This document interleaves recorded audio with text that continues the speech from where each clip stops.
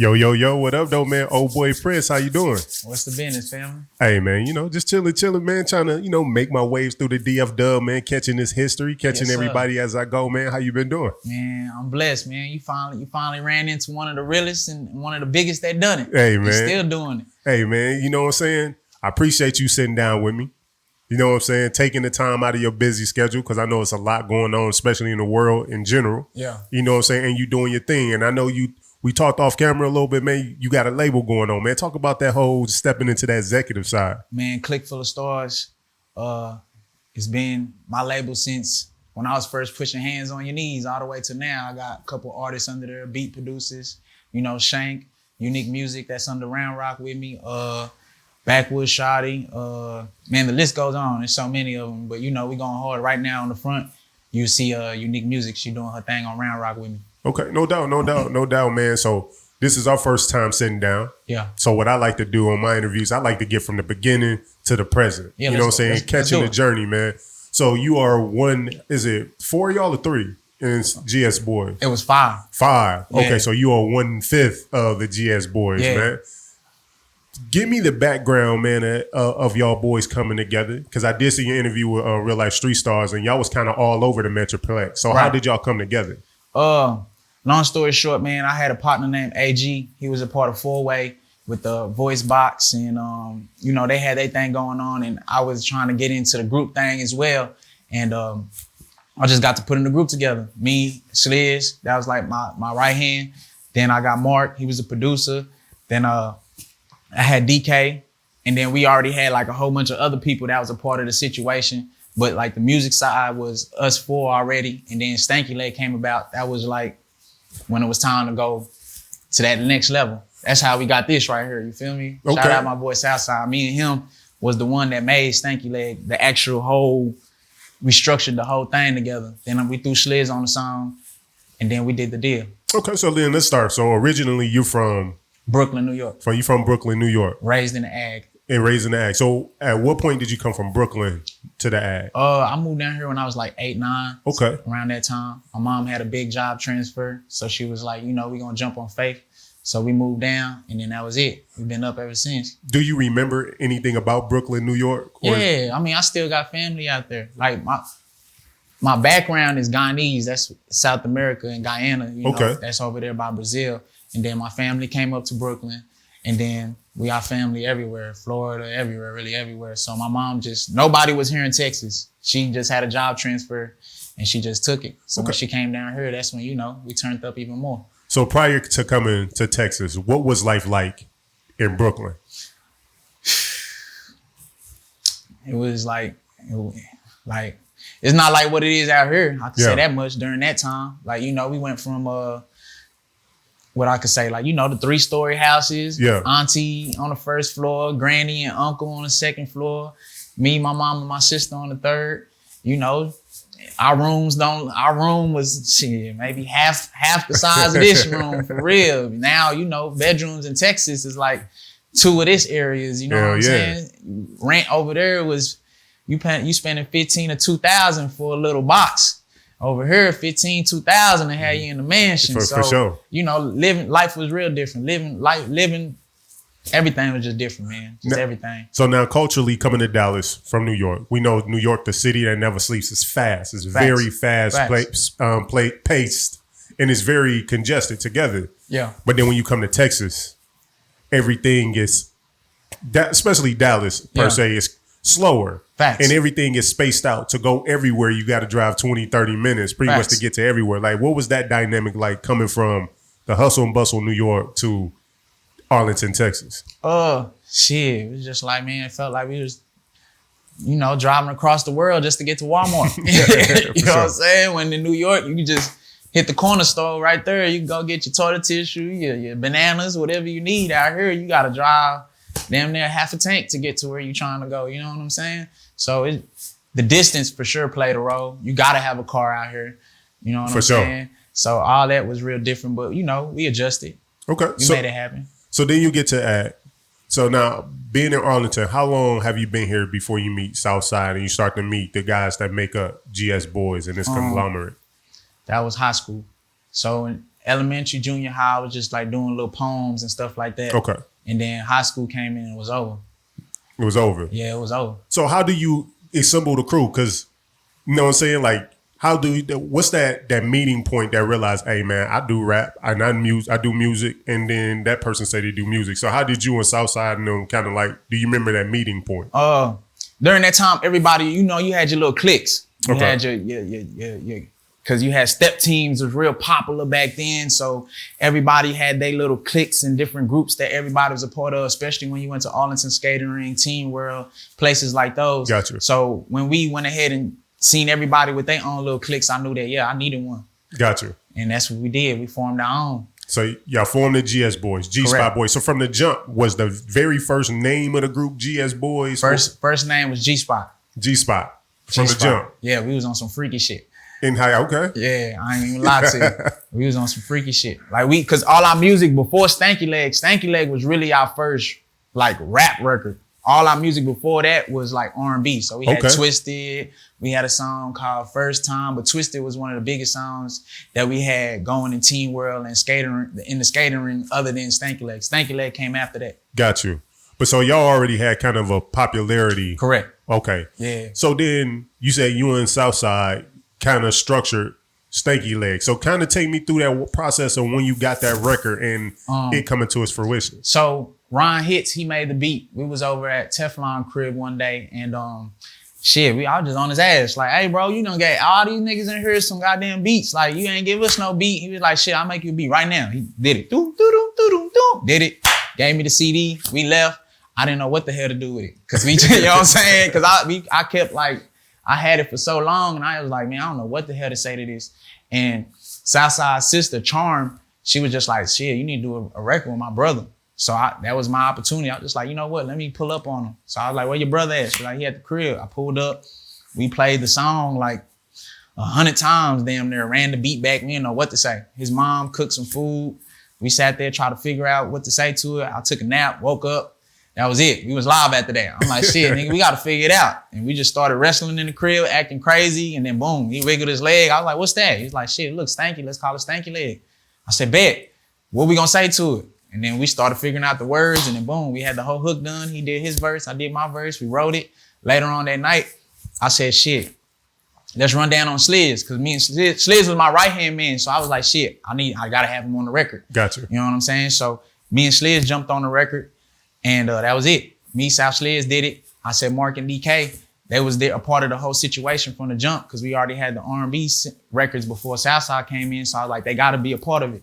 So that's when the deal came when I structured it like that. So at this time when y'all did Stanky Leg, this is what year? 08. 08. Okay. So in 08, at this time, this is kind of like Soulja Boy popping off like crazy, right? Correct. Okay. My bad. No, you cool. So Soulja Boy popping off at that time.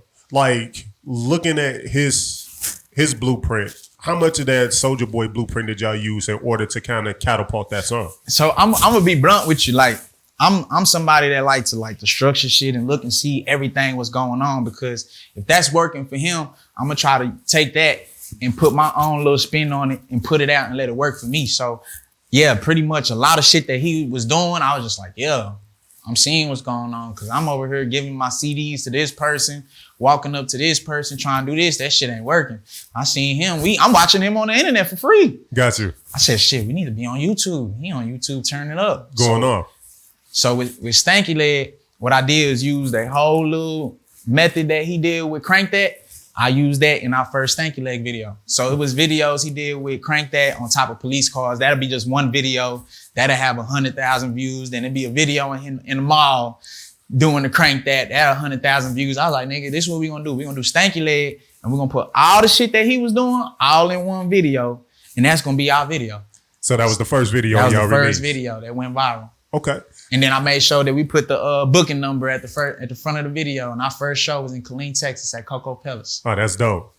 Okay, so then this song goes off, right? After y'all finished recording, y'all finally came up with the idea that you got the dance, you finished the record that night. Being that you guys already released a lot of music that done well locally, did y'all already foresee this one, though, to go off the way that it did? Nah. We was doing shows. We knew we was popping. Yeah. Because during that time, I was running everything. That number at the front of the video was my number. So they was calling me. I was acting like my booking name was Craig or whatever the name I came up with that day. And they was talking to me and I was booking all the shows and they didn't even know I was the member of the group, just booking everything. So during the time, we was already doing little shows in Arlington. And then once that song was going viral, it was over. You had people calling from Indiana, Houston, Mississippi, Louisiana, Oklahoma, Arkansas. So we on the road now. Gotcha. And then that was it. We made that song February. By the summertime, we was on the radio. By November, we was signed. By November, you was signed. Okay. So let's go to signing date. You having success. Well, let's put it like this. Let's first start with the radio. Do you remember the first time you actually heard your song on the radio? Man, shout out Cat Daddy. Cat Daddy, we was at, I forgot what spot it was. And he came up to us and was just like, hey man, let me get the instrumental. I'm gonna run it on the radio. And shit, we was like, all right. We gave him the instrumental and he used to just talk over it on the radio. So that for sure started letting people hear it. Like, oh shit, you know what I'm saying? They song might be on the radio. We used to wait until they played that motherfucker. It took a minute, but that instrumental, he used to talk over that motherfucking instrumental like anytime and all the time he was on the radio. So that's where it first started at. But the first time we heard it, I think is when, I don't even want to lie to you. We used to just be in the room with like 10 of us and we used to just all blow up the radio station together. Like, hey, I'm gonna call the radio, you call the radio, you call the radio until they play it. And I think that's when it first started playing because we started that demand. I don't know, outside of that, maybe all the other fans is doing it, but I know for sure we used to sit in the room with 10 of us all on the phone, hitting the radio station back to back until they used to be like, shit, I'm tired of hearing this shit. We got to play it. And then they started playing it. Oh shit, that's dope. That's dope. That's kind of like spam on, Instagram. Man. Somebody try to get your attention. They have all these people spam you. We was on it. Because y'all was on it. Okay. So then now y'all on the radio. Yeah. Regular rotation. Yeah. Does it pick up in other markets on the radio or right now it's just streaming here? Yeah, I won't even want to lie to you. During that time, it was in other markets, but I know for sure it was in heavy rotation here. Here, okay. Yeah. So at what point do a label approach you? Like, how did they approach you? So this is a real story. So we did a show at Cocoa Palace. Not Cocoa Palace. No, Cocoa Palace was in Shreveport. Man, it was Hypnotic. My bad, y'all. Okay. Colleen. It was Hypnotic and Colleen. That was our first show. Cocoa Palace was in Shreveport. Bebe, we did a show with Bebe. We rocked out. At the end of the night, he came to us and was just like, hey, just give us a minute. I'm gonna get a deal on the table for y'all. And we waited. You know what I'm saying? We done had every label knock at the door. And shit, he called me on the phone at the last minute with Jock. And then, I went ahead and gave him the green light. Okay. So then Jock comes. So that's the first deal y'all took was the first deal y'all was offered. We had Slip and Slide, Def Jam, Koch. I think that was it. So what made, being that you just named some majors at that time, why go with Jock? Why sign to another artist? I seen what he was doing with Hostiles. Okay. And Hostiles was moving around like everywhere with the Looking Boy record.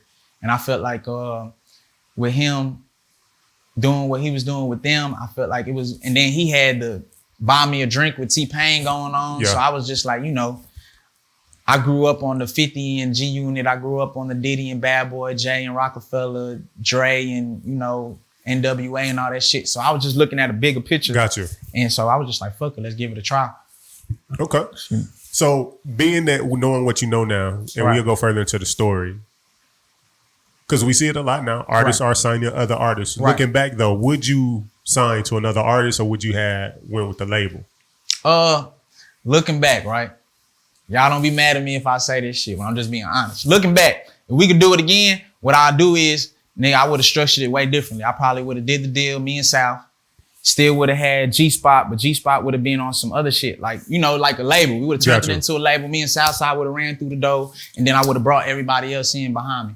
You feel me? Like, we would have did it just a little bit more different. So y'all would have more No Limit route, like for sure, some No Limit shit. You know what I'm saying? Because once we got to where we was, the things we was arguing about, I hated that. You know what I'm saying? Gotcha. We should have never even argued about that type of shit. Like, it's still love with everybody, but we we should have been better than that. But you know, now that we know what we know, we could have did it way differently. You know what I'm saying? It could have been way bigger. It's still gonna be big off of the shit that I'm doing. You know and we definitely gonna get into that. Hopefully you can give me the details, because I watched a couple of other interviews and you was kind of like, you weren't really telling. But so you get with Young Jock, y'all decide to roll with him. Right.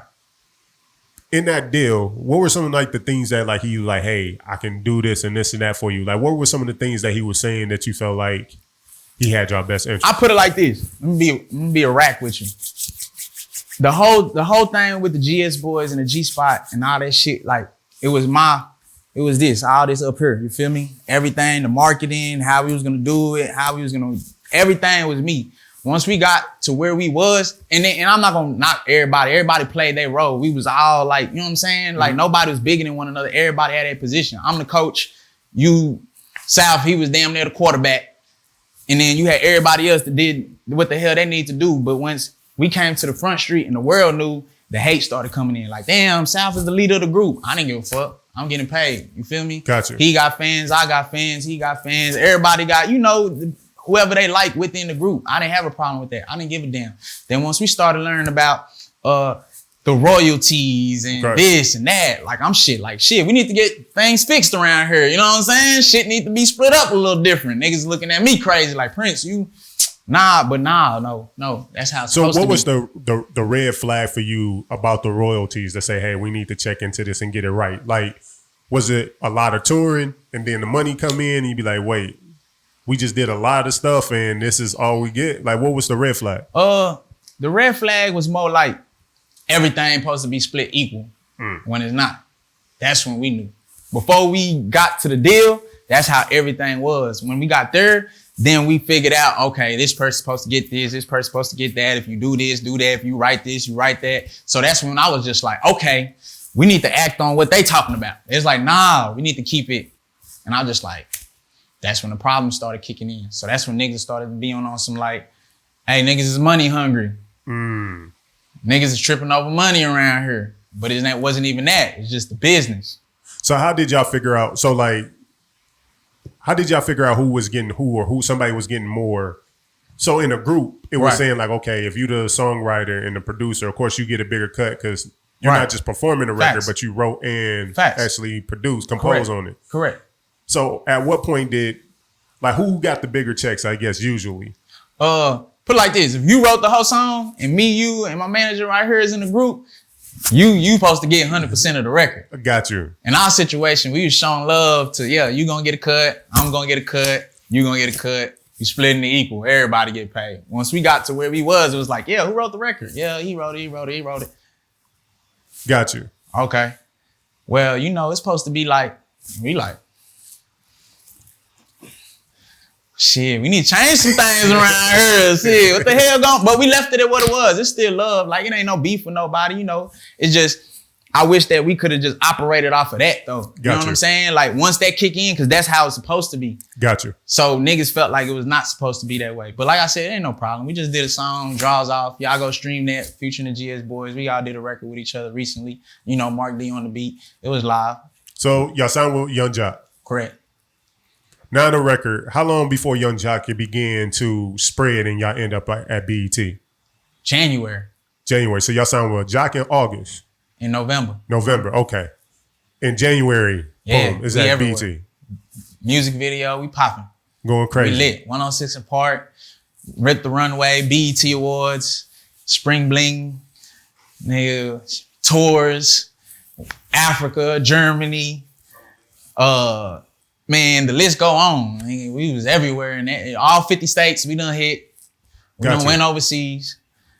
So y'all going crazy right now. And I interviewed Trilly earlier, and the same way with him, he popped off. Right. And them boys end up being overseas. At any time during y'all tour, had y'all ever crossed paths somewhere else? So I want to tap in on this.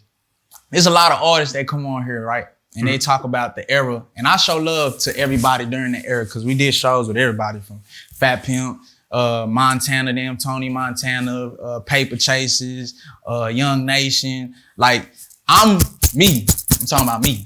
I'm probably one of the only artists from 08 all the way till now that's still putting up numbers on YouTube, streaming, doing all the shit that I'm supposed to do. You feel me? So when niggas come up here and they be talking and they be missing like, the Stanky Leg, niggas don't respect the Stanky Leg shit because they be on some like, that was dancing and it was a commercial record and they be like, them niggas was claiming Atlanta or whatever the fuck niggas ideas be. But at the end of the day, bro, we shot the original record at Workman Junior High School in Arlington. You feel me? That was the first record. I mean, the first video blew us up. The deal came and Jock wanted to shoot the video in Atlanta. So we did the video in Atlanta. Other than that, nigga, from RIP, my partner, Fat Al, you feel me? Yeah. That whole Yeet movement, we turned that up right here in the city. We shot that right here. Like, people be missing to throw on my name and shit. I don't know why, but I'ma tell niggas like, you know what I'm saying? Like, I do this shit for real. You know what I'm saying? Like, this is a whole nother ball game that I be playing. You know what I'm saying? Gotcha. Outside of out with the music and outside of the music. Like, you can hit my partner Aspect Xavier. He's famous on the internet. I shot his first music video. That's at 500K on YouTube. You type it in and say C4S Films at the beginning. That's me. You can hit up K Breezy. I had her in the main video. First time she was freestyling, I threw her, I was, you go hard. Hey, in the beginning of my video on main, I want you freestyle. Say some shit on that hoe. She did that. In that video, you see 10K Cash, you see K Breezy, you see Aspect, you see Fat Al. I was showing love to the boogie niggas before everybody was showing love to them niggas. Like, and right now, that's when K Breezy and them used to be trampoline team. Got you. You feel me? Like, I was embracing that shit way before everybody's trying to rock with this shit now. And what be funny with a lot of these rap niggas, not knocking them, but they'll hit me on the low. Hey, Prince, how you make your records do that? Or how you woo. And I show them love, but when they come in here, they be forgetting you know what I'm saying? Like, hey, shout out to that nigga, you feel me? Like, they be missing all them steps. And I'm not saying Trill Lee did that, but I'm just saying other artists, whoever else that done be on these interviews trying to pop shit and be forgetting like, nigga, like, but behind the scenes, y'all really be asking me how I do the things that I do. Like, right now, I got a record going crazy on TikTok, Brown Rock, up to like 50 million views. Oh, I got She Entering, She Gonna Twerk with Lil Earl and Call Me Money. I'm on that record. That got up to 300,000 videos on TikTok. I got TikTok with King Dance. That's in Louisiana, going crazy. That has 600,000 views on YouTube on my page right now. You feel me? Like, and each one of these niggas that I done name, I showed them how to, hey, this is how you set it up. Hey, this is how you woo. I'm not taking nothing from them. I'm showing them how to do that. These niggas out here, they not showing these niggas how to set up they shit or whatever. They taking from them. All my shit ain't no beef. You feel me? Got you. I ain't on this hell dissing nobody. I'm on this hell putting niggas on. So quick question then. Let's kind of clear the air a little bit, I guess, when it comes to the boogie movement. Right. Shout out to my guy, Fat Pimp. Yeah. He added us, you know what I'm saying, today about, people coming on and his name not coming up when the boogie movement is mentioned. Right. So number one, define what you felt like the boogie movement was, like what it was in that time frame.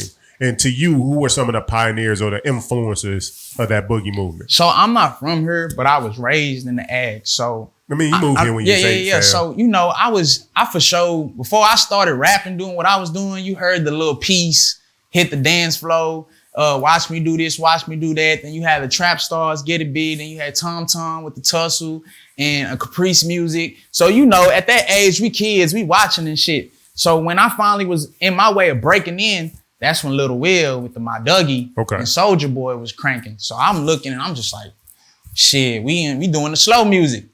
Then Soulja Boy shit taking off, and then you had Lil Will with the Walk That Walk came through. So now we over here, we coming through the gate with it. So when we coming through the gate with everybody else, the Fat Pimp, Lil Will, Dero, Paper Chasers, Young Black, Young Nation. I don't know if Young Nation was booming around that time, but for sure the K Bezo and all of them, you feel me? Like, and Trill Lee and everybody else that was doing their thing during that era. That's when you turn on the radio and you hear all these records booming at the same time.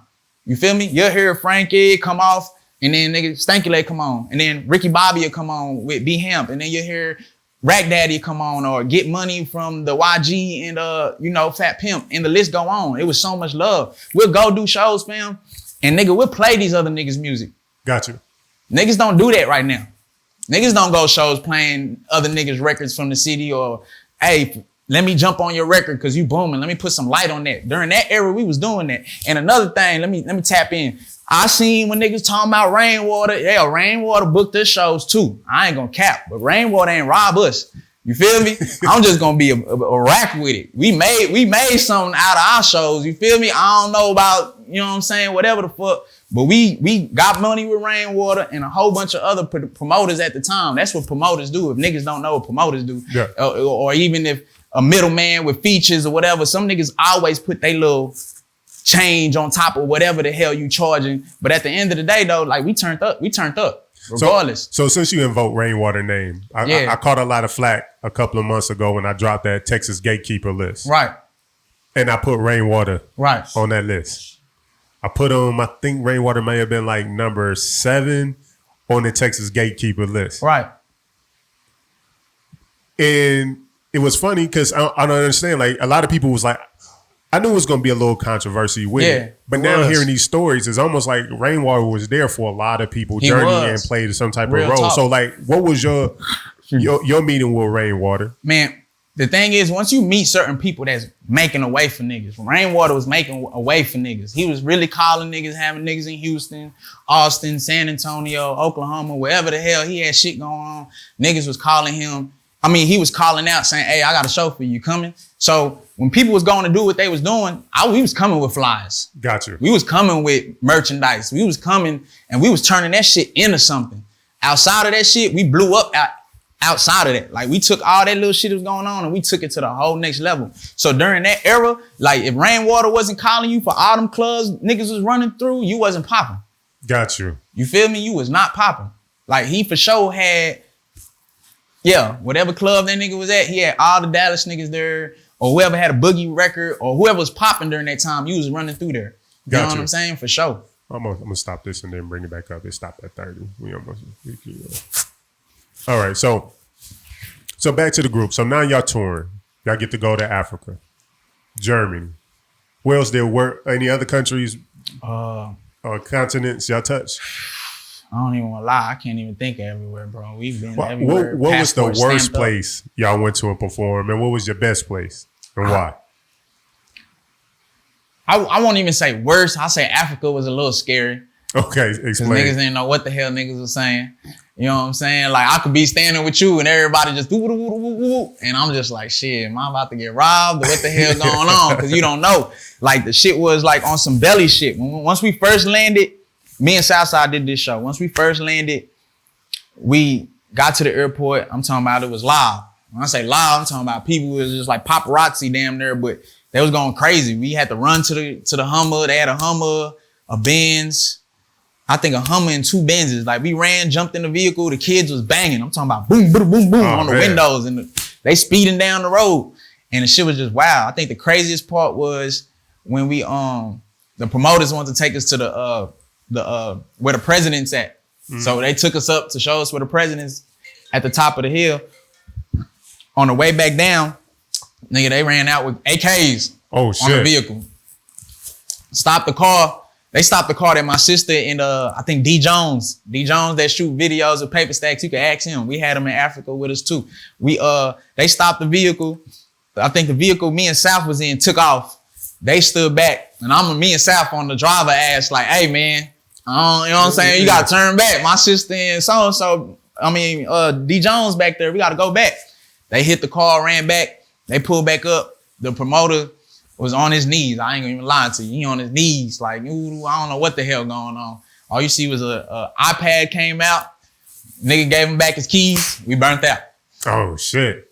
So it was some crazy shit. But that was the craziest moment. But the livest moment, I think all the shows was live. I think just being on the road was live, bro. With me, 2 of them. I'm gonna give 2.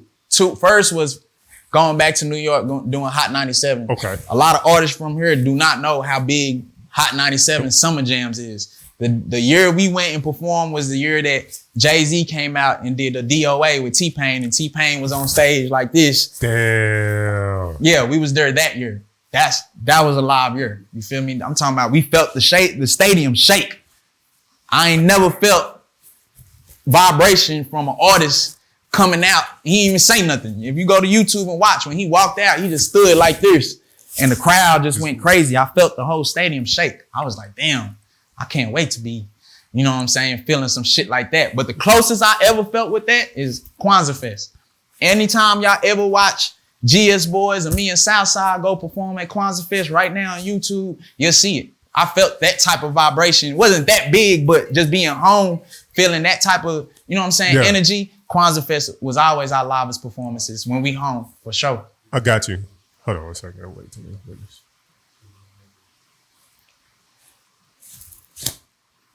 Turn my, hit that thing on the side. Turn that shit off. It's on the side.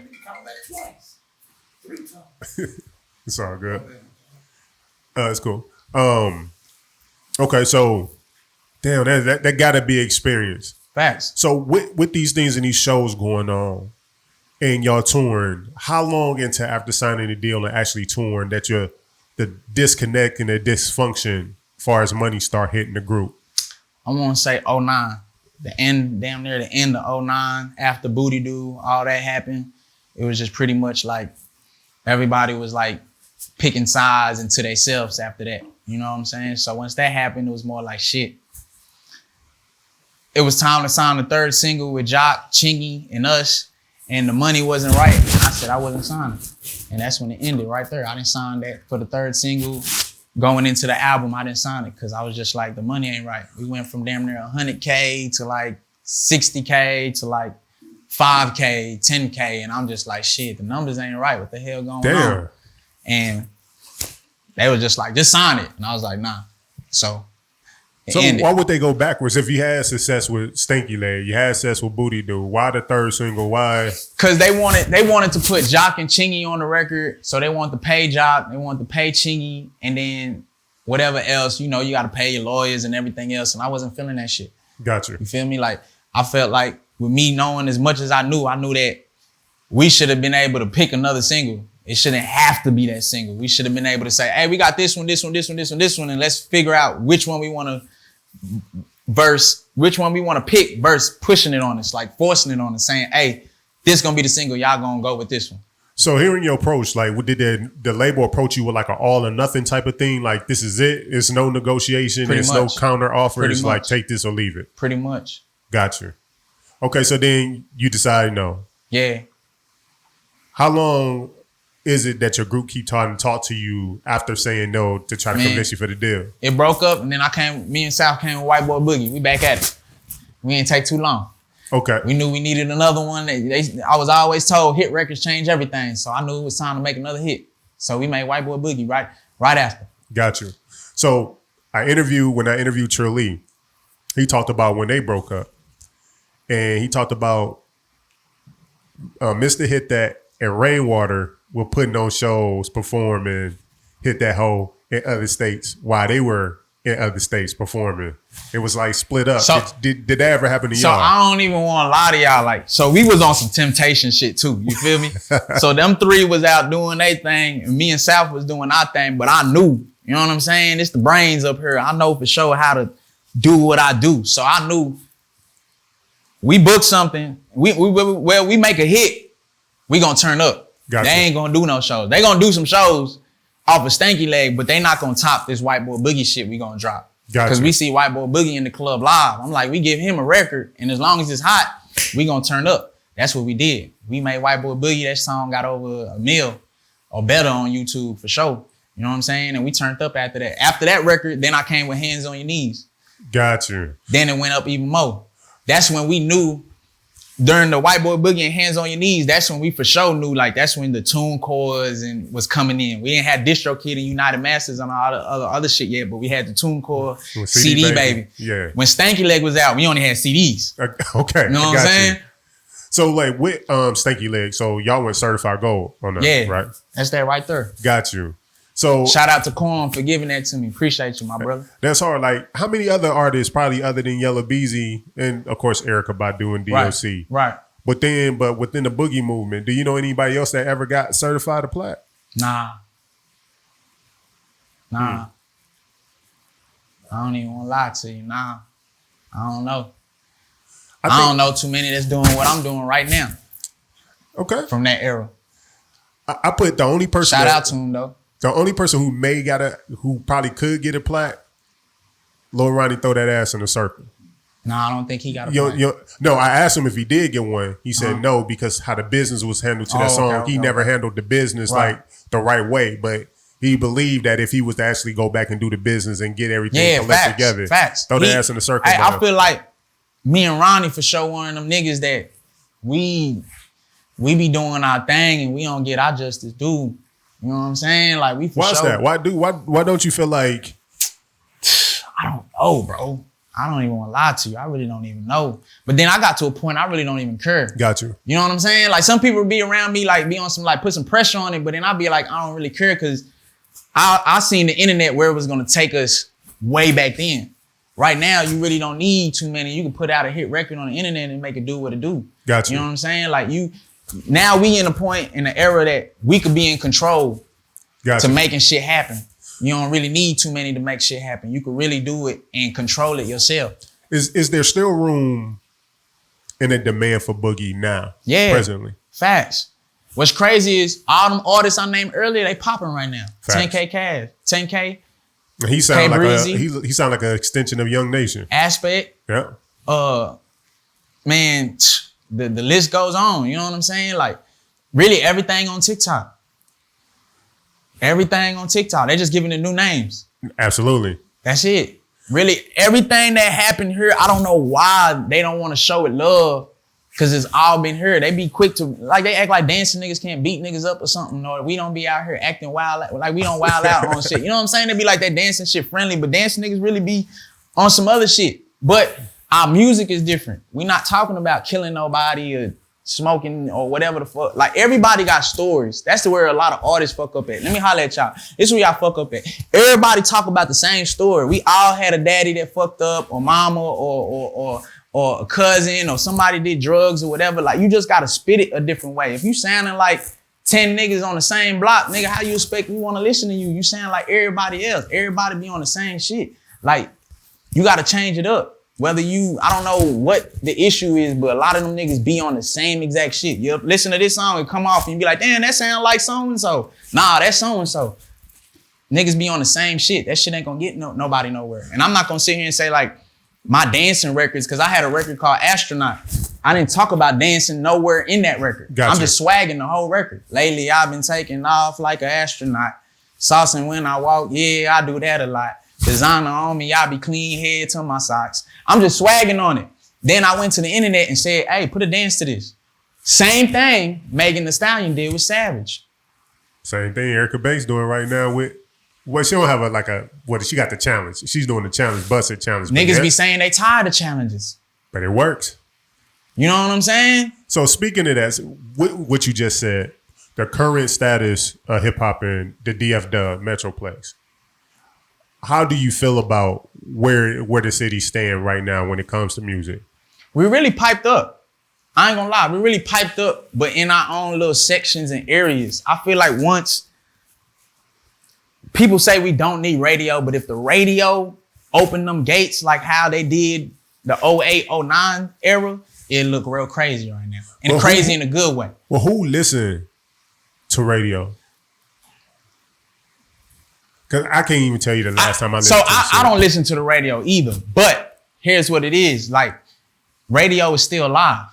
You feel me? It's dying. It's like a glass empty, half full, half empty. You say it's still alive, so I'm gonna say it's dying. I'm gonna say it's still alive because them commercials and them spins do still count.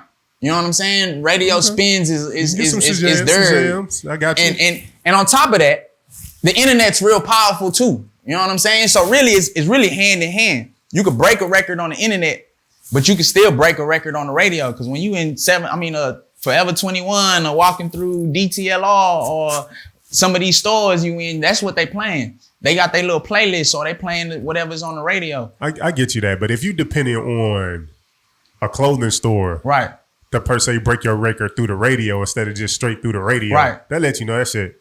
Yeah, I'm not saying that way. You know what I'm saying? I'm not sitting there saying I depend on that. But you really worldwide when you hearing your shit on the internet and then you on the radio and then you in the store, like you really popping. And that's real. So like, okay, so you saying it's popping in pockets. So what? Because I mean, you got Trap Boy doing this thing. Yeah. You know, God bless the dead. Mo3 was doing his thing. Yella going off. Erica Banks is going stupid right now. Yeah. You know, Cash Page. You know what I'm saying? Well, she did hers get certified? She went gold too. I think so, for sure. You know what I'm saying? TK with the race. I think he went platinum. You got other artists out here, Tay Money. Yeah. She doing her thing. Yeah. You still, you know, you doing your thing, staying consistent. Like Ronnie staying consistent. Facts. Like it's a lot of people. We just did a record, me, him, and K Stylist. That's dropping real soon. Oh, that's dope. Yeah. So like, with that being said, you kind of seeing like a bunch of, just like in 08, 09, you saw a lot of artists popping at the same time. We back here now. Right. How do you stop from repeating history again and falling, everything kind of going dark? Because after the Boogie moment, that time period from like after Dero kind of up into Yella Beezy, it was kind of like, far as Dallas having so many artists, they kind of just dwindled down to like one. I mean, you had your Puka Leroy and T Cash is doing their thing for sure. Facts. But even right now, they're not as prevalent on the scene as they were. So what do you do to keep from repeating history again? I can't see it going back down now. Reason why? Because of the internet. Got you. The internet's so powerful, you don't need too much. Got you know what I'm saying? Example, I could sit here and say, I'll pay this person to do his services. I don't know what his services might really be, whether it's a blast or playing it here or whatever. I really don't know what that's gonna really do if he don't show it to me. You know what I'm saying? Got you. Like if he ain't sending me videos and if they ain't really spinning it or whatever the case may be, I might not really know. But if I sit here and come on your platform and we chopping it up and I play a record and that shit say 1 million views and I see a couple 100,000 comments on there, I know shit, my shit spread. For sure. We look at the analytics, it shows this area, this area, this area, this area. I know I'm popping in all these little spots. We looking at the streaming now we able to look at the DistroKid and look where the streaming money's coming from, whether it's Spotify, Apple Music, TikTok is paying you now to be on there. They got other apps like Likey, people ain't even up on. They pay you to be on there. You got Instagram that's trying to do what TikTok is doing, adding in the reel. You know what I'm saying? Gotcha.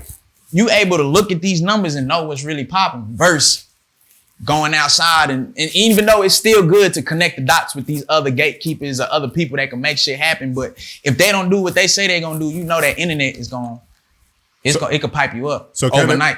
To piggyback off of what we was talking about with the radio earlier, which is more important, Say Cheese or the radio? I'm gonna say I haven't used Say Cheese. It's me myself. I don't use Say Cheese like posts to get on.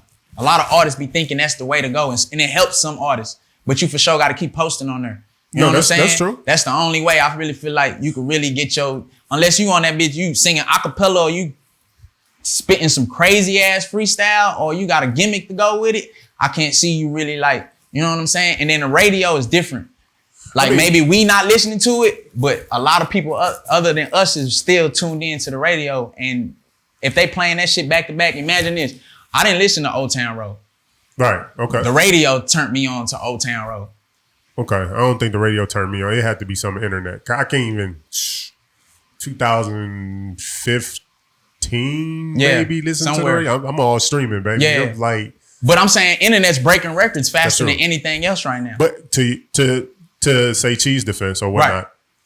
I fuck with Say Cheese. We did an interview with them as well. But I'm just saying to the sense that we're in a time that people be looking at what other people do and feel like that's the route to go. Or they assuming what other people doing. Correct. It's only perception. Correct. Because like on the radio, people like, oh, it get played on the radio one time. No, the song goes into rotation. Correct. Until it kind of goes into demand. Correct. Same way with Say Cheese. Correct. 9 times out of 10, if you post one time, you're not going to go. You got to kind of, like BFB the Pac-Man say, he posted on Say Cheese 18 times. Yeah, you have to. That's the way for you to be noticed on anything, really. That's what I was about to say, the consistency. Yeah, consistency. So 2021 here, man.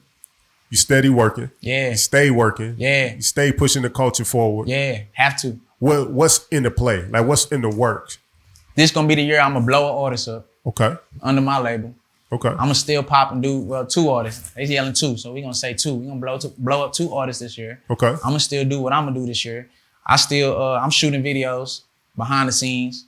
I got shot by Trey. He works with me as well. Okay. He's shooting videos with me. Shit, I've been writing for artists.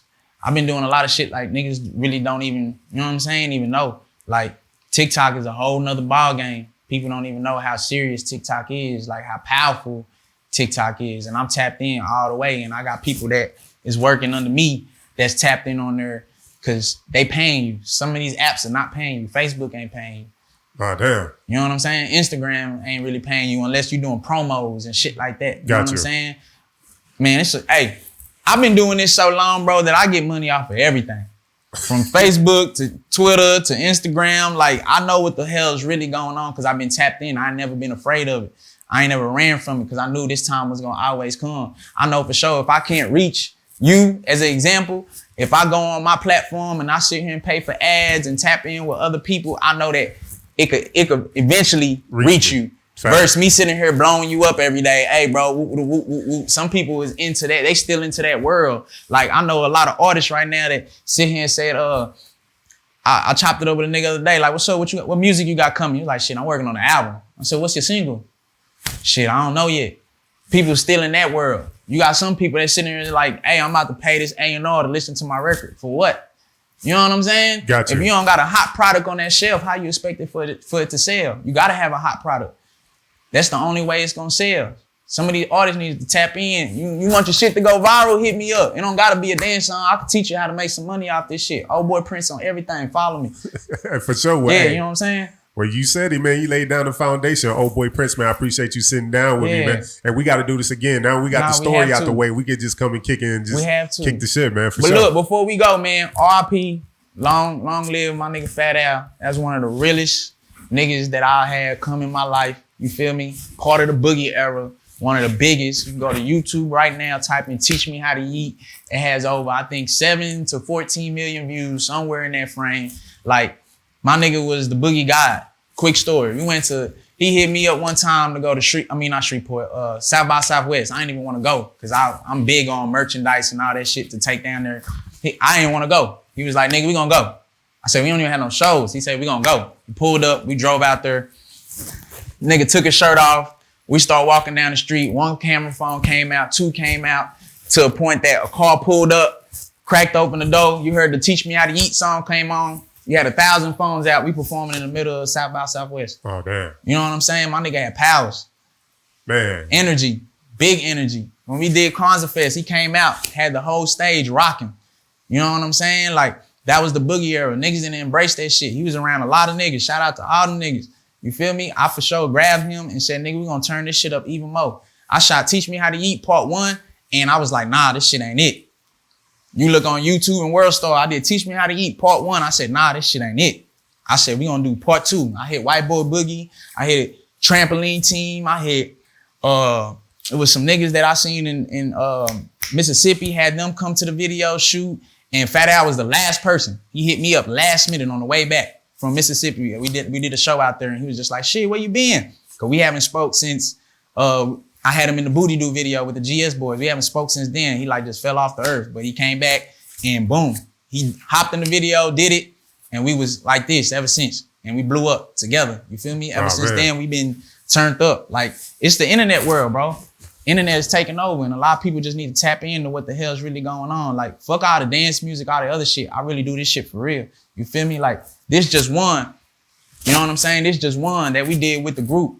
I'm gonna have some more for sure come in. Instead of saying GS Boyz, it's gonna say my name on there. And it's not gonna say presented by whoever it say presented by on there. It's gonna say my label on there, and whatever label I decide to branch off with. I got labels calling me right now off of the singles we got going. I don't want 50, 80,000 when I know other niggas out here getting 6 figures to 7. You know what I'm saying? Sure. Like, we aiming big. Like, I know what the hell I'm really doing. So I'm not gonna beef with no nigga to get popping. I'm not gonna argue with nobody because I really do this shit for real. I'm not gonna, like, listen, man, this shit is bigger than life.